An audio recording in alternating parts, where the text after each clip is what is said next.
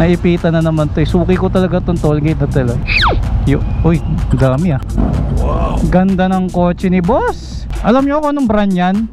Xiaomi. Pag talagang maganda yung body ng kotse, maganda yung matingkad yung kulay niya. Like ito, yellow. Yeah, ang bilis oh. Woo! Boss, kumusta? Ulit boss, patuloy pa sa sports car.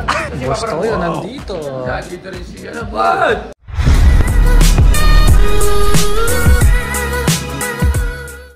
Isang mabilisang vlog lang at may biglaang lakad. Babalik ulit ako sa Geely office kasi meron tayong dapat kunin doon na napaka-importante. Kasi nung last time na pumunta ako doon, wala yung boss. So nangyari, nag-photoshoot lang kami. Ngayong araw nandun na yung boss. Kaya ito, takbo ako ngayon doon. Ginawa ko na namang Bulacan, ang Maynila. At ngayon dadaan ako sa Megadike para mapabilis. Papasok na lang ako ng San Fernando Tollgate para tuloy-tuloy na ano. Ngayon, since lumabas tayo para magmotor, edi sinamantala ko na yung pagkakataon makapag-vlog din habang nagmo-motor, no? Gamit itong napakagandang SBT 650.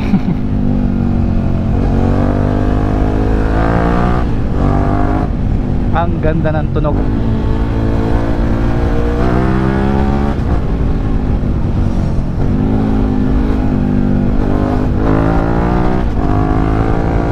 Ang ganda ng suspension. Okay, so kaninang paggising ko, agad kong chinek yung messenger. Ngayon nagulat ako, nag-message sa akin si Boss Rowan. Siya yung may-ari ng TRC Speed Drag. Dalawa kasi yung TRC, diba? So sa kanya yung Thailand made. Ngayon nagtatanong siya, bakit hindi daw ako bumalik sa pro category sa motor show. Dahil ngayon is naka non-pro yung pyesa ni Raider, yung Raider ko nga. So sa mga kapollower sa akin sa Facebook, alam nila to eh. Dalawa kasi categories sa motor show. May intro ko lang sa inyo. Pag pro, all orig, bawal ang fake, premium, kung ano man yan. Sa non-pro, bawal ang orig, brake system, stabilizer, suspension. Kesyo fake o premium copy pa yan, basta fake is fake. Ganun siya. Ngayon nagtataka si Boss Rowan sa dami ng ginastos ko kay Raider kasi yung engine niya ang mahal-mahal ng pyesa. Bakit daw din ako bumalik sa pro? Sayang naman yung ginastos mo kung nananalo ka as non-pro lang. Ako naman, bago ako nag-ship sa non-pro, alam ko na yan. Ang reason kung bakit nag-non-pro ko from pro category is para marami akong makasabayan sa mga motor show. Halos 6 months din akong nakipaglaban sa pro category. At madalas nangyayari, kokonti lang talagang lumalahok sa mga pro category. Like nung kay Pops J Production, 3 lang kaming naka-pro. Tapos yung mga non-pro 15, ganyan. So pagka kasi 3 lang kayo, 2 lang yung kalaban mo. Pagka nakita mong mas madiin yung pyesa, alam mo na kung sinong mananalo. Unlike sa non-pro category, dahil lahat naman yan ay premium copies, mura-mura lang yung mga pyesa nila. So kaming lahat pare-pareho na lang ng pyesa. So saan na lang naglalaban? Sa execution at sa tindig, ganon, sa linis ng pagkakagawa at functionality. Lalo na premium copy lang yan, mahina yung pyesa na yan, no, compare sa orig. So kailangan nagpa-function yan kahit na fake. So dahil doon, madami yung nakakasabayan mo. Yung kaba is nandun ulit, di ba? Hindi porket endgame na lahat ang nilagay mong pyesa, ibig sabihin ikaw na mananalo. Lahat kayo naka endgame, di ba? Kaya ganun, doon na umiiral yung build talaga, doon naglalabanan. Unlike sa pro, pag nag-Marquez ka, kapag nag-magnesium stub ka, pag naka-nitron over racing suspension ka na, ano pa ba, pag naka-nickel ka, naka-caliper, alam mo na, di ba? Matik. Ngayon naman, ang sabi ni Boss Rowan, pwede naman akong sumali sa NGO na pro category. Dalawa kasi yung pro category niya, merong expert pro and pro. Kapag naman pro, bawal yung mga super madidiin like yung mga nabanggit ko. Ngayon, kahit casting Brembo calipers lang, pasok na yon. Kumbaga yun na yung endgame niya sa pro category. Kaya tignan natin. Kasi ang problema lang kapag nagpapalit ka ng pyesa lagi, baklas kabit ka lagi sa mga pyesa mo eh. So, di ba? Takbo ulit ako kay Papa Jess para ipaayos yung fittings nung Raider ko. Alam niyo kung bakit uminit yung usapin na yan sa copy versus original? Kasi may nagtrending noon sa motor show to. So yung judge, nakasagutan niya yung mga participants. Kasi sinasabi ng participant, bakit daw natalo siya ngayong naka-Marquez yung brake system niya. Pareho silang non-pro. Sabi kasi ng iba, base lang so nabasa ko sa comment section, sa original ang usapan naging mataas ang Marquez caliper compare sa mga nickel, kasi nga ang Marquez caliper limitado lang, dahil original yan, kokonti lang ang nilabas na ganyan, dahil para kay Mark Marquez lang talaga yung brake system na yan. Merong brake caliper na Marquez, meron ding brake master na Marquez, so design yun para kay Mark Marquez nga. Pagdating naman sa non-pro, gawa ng hindi naman limited ang Marquez, kasi nga kinapi na lang yan, so hindi niya pwedeng sabihin na mataas ang Marquez dahil premium copy lang yun so hindi siya ganun ka-rare, kasi marami ng kinopya doon sa original yun ang sabi sa comment section, hindi sa akin galing yan, nabasa ko lang ha, huwag kayong magagalit sa akin, baka sabihin nyo mali na naman yung sinasabi ko, nabasa ko lang yun, hindi ko sure kung totoo. Okay, pero definitely mataas ang Marquez kung original, dahil nga limitado. Yun ang nagiging reason kung bakit mataas siya sa nickel. Meron kasing nickel na caliper guys Brembo original, so pati yung nickel meron ding copy yan, kagaya nung nakalagay sa Raider ko. So yun nga, nag-trending siya, ang dami nakapanood, so umalma na yung ibang nagtitinda ng original, kasi nga dapat talaga ang sinusuportahan natin is original, kasi nga para sa safety rin ng mga user nun di ba? Kapag ka premium kasi hindi naman natin alam yung quality niyan, lalo na brake system yan, kailangan original talaga. Ayan, napa off-road tuloy ako ng traffic kasi. Yun, ngayon nag-post na si Boss Rowan ang Access Plus, kasi sila importer ng Brembo and Olis dito sa Pilipinas so parang gusto nilang iparade yung mga nagtitinda ng mga fake Brembos. Marami akong kakilala nagtitinda ng fake Brembos, doon ko nga binili yung mga pyesa ni Reader, di ba? Kaya ayun, so ang target sigurado nila dyan is yung pinaka main supplier sa Pilipinas or yung importer, di ba? Syempre kung seller, reseller ka lang ganon, patinda mo is tatlo, dalawa, ganyan, baka hindi ka naman siguro targetin. Yung mga big boss lang talaga pagdating sa ganyan. Bait on track pinasingit ako.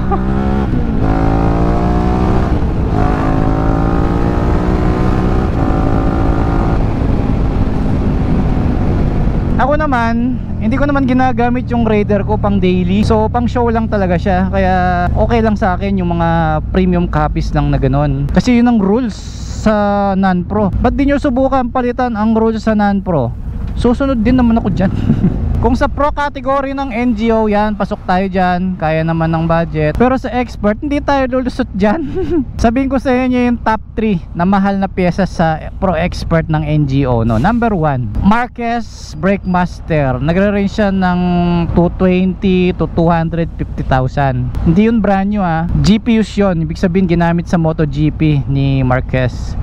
At ito nga nickel, sa ngayon nasa 220,000 brand new. Lumabas yung Marquez na super limited, so mas mahal yon. Hindi ko lang sure kung magkano, no? Abot yata million yun hindi ako sure Sa stabilizer naman, may tinatawag na magnesium stab na all-in yung tatak, ginagamit sa MotoGP lang. Nagre-range siya ng nandun din, nasa 250k ganon. So magkano na yung mga pinagsasabi ko sa inyo? Kulang sa 1 million na yon. O meron pang Nitron suspension, mas mahal pa sa all-ins. Ang brand new is 90,000 yung over racing or yung kulay light blue ganon, o 70k brand new ganyan.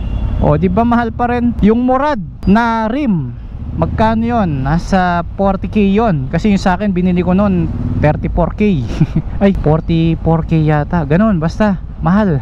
O di ba magbi-build ka pa ng engine, so ang dami nang naka CNC crankshell and cover ngayon. Magkano yun? Mahina na yung 200k mo dun sa crankshell nga ng Raider ko. 85,000 ko binili yun kay Boss Rowan So sa pyesa kasi ni Raider, kahit isa dun walang sponsor, lahat yun binayaran ko, lahat yun, walang free dun. Sariling sikap yun. Ano ba yan? Sobrang traffic. Ano nangyari? Kung kailan hapon, weekdays naman ngayon, hindi naman weekend. Hirap talaga magkwento kapag nagmamaneho sa motor. Pag ganun yung kwento ko, no? Hindi ko rin ma-recall kung ano pinagsasabi ko Hirap Bakit ba traffic? Ano nangyari? Maluwang naman dun. Wala namang aksidente. Ba't ganun? So ang sabi ko naman kay Boss Rowan, meron naman akong binibuild na Aerox nga. At lahat yun original yung parts, especially yung Brembo caliper at brake master. Naka Brembo 4-pot Stelema caliper tayo, kulay pula, pang Ducati. Tapos brake master RCS Corsa Corta na brake master na ngayon ay nasa 100 pa, no? Pinagawan ko ng bracket doon para mag-fit yung caliper tsaka sa disc. Laki kasi nung disc eh, nakakamuwi disc tayo, made in Japan. Wala kasing available Brembo na pang Aerox eh, yung salpakan lang. Eh buti yung kamuwi, fit na fit pang Aerox talaga. Kaso pricey rin sila eh, nasa 7.5 yun eh. Yung caliper 30,000, yung brake master pag brand new 22,000. Mayroon pang rear brake, Koken. Magkano yun? 22. Dapat nga nag second hand na lang ako eh, nawala sa isip eh. Ang mahal pa naman ng pyesa. Kasi meron namang show use, alam mo yun, show use, ginamit lang sa motor show, parang brand new pa rin, mas mura pa. Eh wala eh, mamadali na ako ng time na yun eh. Dapat pala naghintay na lang ako ng may available. Hirap talaga pag nagmamadali eh, no? Napapagastos ka eh, kakamali ka eh, no? Ang dami naman nagpapagas dito, grabe. Sige na nga. Dito ako nagpakarga last time, ayun premium. Woohoo! Bomba! Naipit yung iba kaya hindi dito nakakapasok eh. Nagpagas na ako para tuloy-tuloy. Buti nga itong SBT, naka Brembo kaagad siya, 4-pot pa. Ang lakas ng 4-pot, di ba? Eh paano yung Aerox ko? Naka 4-pot yung harap, ang gaan lang nung Aerox, eh di lakas ng preno nun. Buti na lang ABS version yun, no? Sa sniper ko naman, puro RCB siguro yung ilalagay natin, no? Wala namang iba eh. Babalik ba ako sa Malaysian? Eh manghirap pang daily nun dahil manipis yung gulong. Maganda GP concept para, di ba, pwedeng banking, pan daily. Pero hindi naman kakargaan yung makina, stock pa rin naman. Kumbaga pormahan lang tayo.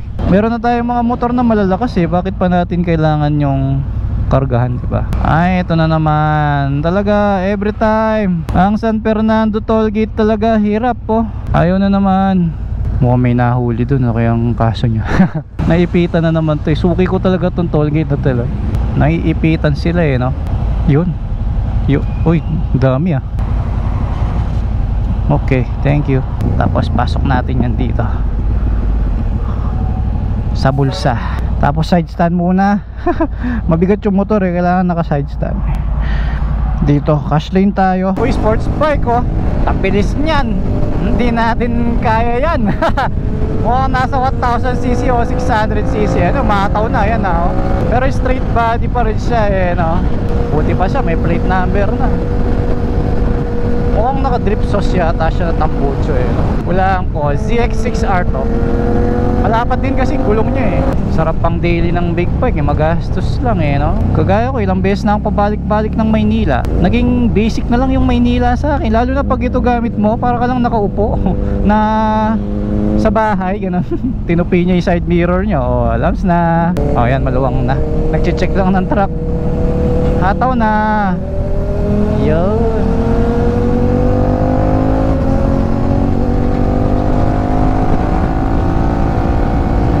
Okay. Bye-bye. Sabi ko na eh, CX6R siya eh. Eto, biyahero. Ano kaya yung motor niya? NK? Ayun, NK, CF Moto. Pareho pa ng helmet. Bakit kaya sila nagsisiksikan dyan eh? Pwede naman dito. Cash lane din naman to eh. Ba't kaya gustong gusto nila doon, no? O baka di nila alam? Tignan nyo ang haba ng pila doon, no?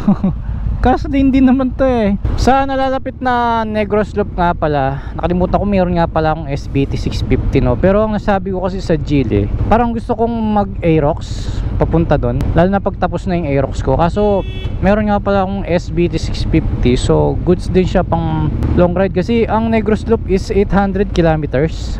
So kung mag Aerox naman ako, alam nyo naman matagtag yung suspension ng Aerox kahit mag-upgrade ka pa, diba? Eh magaan kasi yung body nun, no? Ang naisip ko, SBT 650 na lang ang dadalhin sa Negros Loop. Total, hindi naman ako yung magdadala nito from Pampanga to Negros eh. Isasakay ito sa truck eh. So hindi naman ako yung magbubuhat, hindi ako maglalagay sa truck.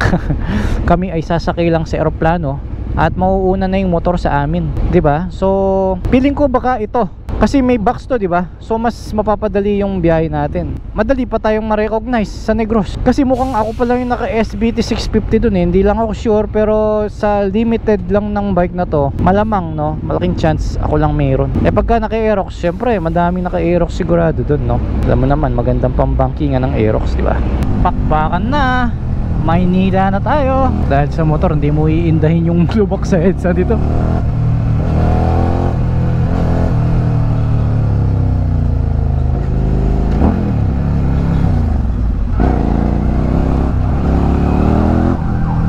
Diba? Paalog-alog lang ako. Walang talbog. Ang oras ay 3:42 PM. So kaya mababa na yung araw pag ganun na siya, no? Actually kahapon nung binablog ko to, galing din ako dito kaya master ko na yung daan. Kaya doon ko na lang i-on yung Google Map. Medyo pasikot-sikot na yung doon eh. So gaya nito, konkreto yung kalsada, jumpy. Although sa Negros, dahil galing na ako dati doon, alam kong magaganda naman yung kalsada doon. Pero syempre, yung 800 kilometers, ilang oras mo rin gugugulin yun, diba? So sunog din yung katawan natin doon. Kaya okay din na SBT, no? And doon sa Aerox ko, hindi ko pa naman alam kung kailan matatapos yung build ko eh. Hinihintay ko pa si Handate kung kailan niya matatapos yung pinagawa kong bracket. At kapag nagawa na yung bracket, ayun, salpakan na ng pyesa. Ganda ng gym niyo, ganyan yung gusto kong kulay. Kaso ayoko yung mud flaps niya, kulay pula. Ang layo ng kulay nung pinagugutan. Pula kagad eh. Maganda yung mga cream tas black lang, ganon. Matindi. Going to rush hour na rin kasi. Buti madaling abutin yung signal light ng SBT eh, no? Hindi ko makakapag signal light dito. Hanggang ngayon umiilaw pa rin yung low tire pressure natin sa harap. Hindi ko pa nabomba. Okay, pagdating dito, i-on ko na yung cellphone. Grabe ka traffic. Pati tao na traffic. Mas matraffic ngayon compare kahapon na. O depende sa oras. Siguro nandito ako mga alas 2 ng hapon kahapon. So ngayon kasi mag alas 4 na. Alam mo naman, pagka alas 4 masarap lumabas ng bahay, di ba? Magkakain-kain sa tabi-tabi at tumambay. Kasi hindi na mainit like now. Nung nakaraan, diretso tayo dito. Ngayon, subukan natin kumaliwa. Naka-open yung visor ko ngayon, kaya medyo may hangin. Kasi medyo mainit na. Walang masyadong hangin dito. Pahinto-hinto pa. Ayun na yung stoplight. Parang pogi itong navigation natin kung naka-side siya ganyan eh. Oh, di ba? Okay. Di ba? Mas okay siya, mas balance siya sa Manibela. Okay, so pinagbigyan ko yung Google Map at let's see kung anong meron dito. At talagang matraffic pa eh, no? 2 lanes lang siya, no? Kapag hiniga natin yung cellphone habang nag-Google Map, mababawasan yung details niya eh. So yung distansya hindi ko makita tuloy. Sabi lang niya 8 minutes. Ayun, kakanan. Ayun, so excited ako sa Negros Loop. Magkita-kita po tayo dyan. At sa mga hindi pa nakakapag-register dyan sa Negros Loop na yan, eh mag-register na kayo. Baka maabutan pa kayo ng cut-off. Alam ko kasi may limit yan. So pagka puno na, hindi ka na makakapag-register. Sayang naman yung ipamimigay nilang kits. Wala kang certificate or katibayan na natapos mo yung Negros Loop, di ba? Mukhang okay nga dito eh, no? Compare dun sa kabila. Marami lang kanto, no? So dapat dahan-dahan lang every kanto. Kaya may yellow box. Ayos yung kulay ng kotse, oh, patrol. Ano to? Trike patrol. Barangay Paraiso, Barangay Mobile. Patingin-tingin ako sa baba kasi nga yung cellphone ko tinitignan ko lagi. Pasikot-sikot kasi dito eh. Nilabas ulit niya ako sa main road. Grabe, ang daming pasikot-sikot talaga ng Maynila, no? Alam mo yun, dumaan na ako dito, pumunta na ako dati dito. Iba ulit yung ano. Mukhang alam ko na to. Malapit na ako. So yun guys, magkita-kits po tayo dyan sa Negros Loop. At siguro pang 4 na beses ko nang pupunta dyan, especially sa Bacolod City. At malamang ito yung gagamitin ko guys. So sa mga hindi naman sasabak sa loop, abangan nyo na lang ako sa mga checkpoints. Mas maganda kasi hindi ko maipapangakong mahihintuan ko lahat ng mga taong mag-aabang sa pagdaan ko. Although masaya yun, pahinto-hinto. Wala namang kasing time limit yung loop, basta matapos mo lang siya. Depende sa kakayahan mo, no? So try ko lang. Pero para makasigurado kayo, sa checkpoints tayo magkita-kita. At may itinerary naman silang ibinigay. Ay, bumukas ka agad. Thank you, par. Ganda ng kotse ni boss. Alam niyo kung anong brand yan? Xiaomi. Di ba yung Xiaomi cellphone yon? Ito kotse. Grabe yung tatak, no, pre. Xiaomi kotse. Parang sports car eh, no? Oh, Xiaomi. Ganda. Magkano kayo? Electric siguro to. Oo, walang tambucho. Gara, ang laki ng gulong, oh. Pogi nito. Nandyan siya, di ba? Nagsasalita ka doon, eh. Ah, nagsasalita? Parang may tulang sa cellphone, eh. Ah, oo, ganito yung sinakyan namin sa China. Eto nga yun. Parang Porsche. Yun yung radar nyo, oh. Yan. Oo, ganda nito. Magkano kaya to? Ganda. Pwede kayang mahiram to. Hiramin ko, hiramin ko nga minsan. Galing, no, Chip. Kahapon lang nandito ako. Nandito na naman ako. Parang ang lapit lang ng Maynila, eh. Pasok lang ako. Ayan, gagamitin namin yung Xiaomi. May pupuntahan kaming event sa labas. Ganda. Ayun, oh. Wow, ganda ng kulay. Tahimik, oh.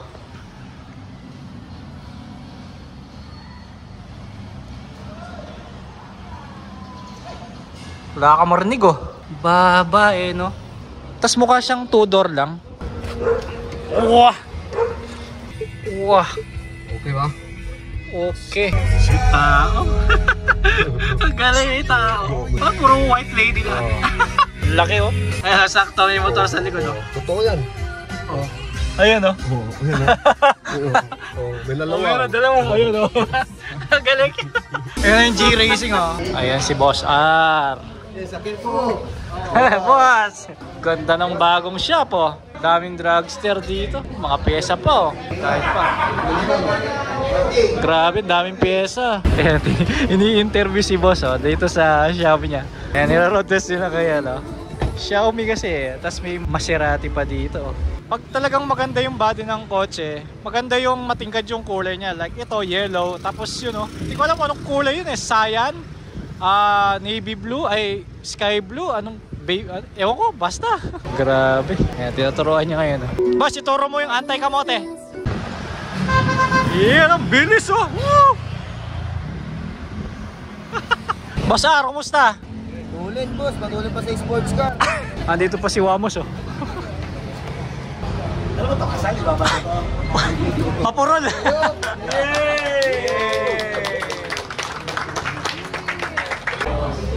Boss Toyo nandito. Nandito rin si ano, bud! Pagpalo! Oy! Boss, kaya. Boss, palo? Anong kailangan mo? Pag-sit lang kita. Kailangan mo, ha? Laki, no? Ayan, bumalik na kami ulit dito sa Geely office. At after namin dun sa G-Racing shop, kumain muna kami sa David's Tea House. At nag-hotpot kami, kaya ito, meron akong dalang pagkain. So, yun, sakto. Ipitin natin para hindi matumba, no? Baka matapon, eh. Yan. First time natin nadala dito yung SBT 650 sa Geely office. So, after this vlog, Kabanatuan naman. Tapos diretso Caloocan. Grabe, ratrat ako bukas nito. So ang mahirap lang ngayon dito sa SBT, hindi ko pa nalalagyan ng auxiliary light. Kaya pagdating sa gabi, mahina yung ilaw, no? Or mahina yung dating sa camera natin dahil naka GoPro tayo. Bye, Chip! Bukas na lang! Alright. Dito medyo maliwaliwanag pa. Tansyado ko na yung daan, no? Alam ko na kung saan. Tsaka masaya dito dahil goods naman pala. Dahil pag pauwi, malapit lang yung Skyway. Gaya nung hinulaan ko last time, agad-agad naka-Skyway tayo, no? Pinag-aaralan ko pa kung paano yung pinakamadali pag papunta dito. So baka meron kayong idea, guys, yung papunta dito. Sigurado merong tiga dito na alam niyo na to, eh. Napapanood nila ngayon, eh. Or madalas sila dumadaan dito, eh. So baka meron kayong alam na madaling ruta kapag papunta, para hindi na tayo dumadaan dito sa maraming sasakyan, no? Pag mabilisan pa. Kasi nung nakaraan, sobrang natraffic ako dito, eh. Ngayon, nasa alas 9 na ng gabi. Kaya maluwang-luwang na, no? Ayun, pag dumaan ka sa baba, towards Quiapo na siya, no? So dito, papunta ng Santa Mesa and Del Monte. So kakanan tayo pagdating doon sa kanto. Natatandaan ko pa, eh. Tignan nyo, pag kanan ko dito, makikita kaagad natin yung packet ng Skyway Stage 3. Ayun, no? Di ba? On ramp.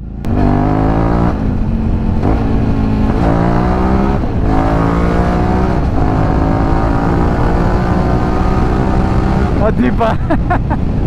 Tapos pagkakit natin dito, sakto northbound siya. Kailangan ko lang, ay hindi, naka easy trip nga pala tayo pang Skyway, no? So meron pa tayong 500 pesos.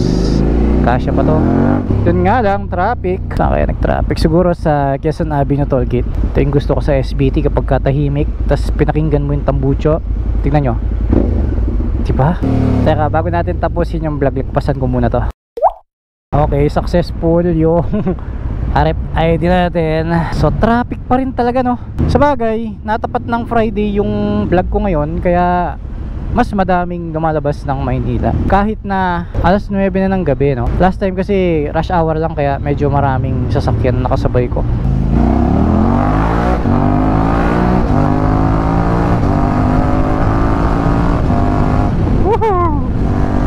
Alright guys, salamat. Dito ko muna tatapusin yung ating vlog, no? At after this, punta naman ng Cabanatuan para sa grand opening ng Bristol. At pagkatapos, diretso ng Raider Street Show sa Caloocan. No, hindi na ako makakalapag, no? Hindi ko mailalapag si Raider dahil meron pa siyang kulang na pyesa at hindi ko madadala dahil nakamotor lang ako sa next vlog natin. Wala naman ako mahanap na driver at hindi pwedeng driver lang, kailangan meron siyang kasama. So busy yung mga staff ko sa shop eh. Kaya yun, hanggang dito na lang. See you next vlog. Breathe for speed.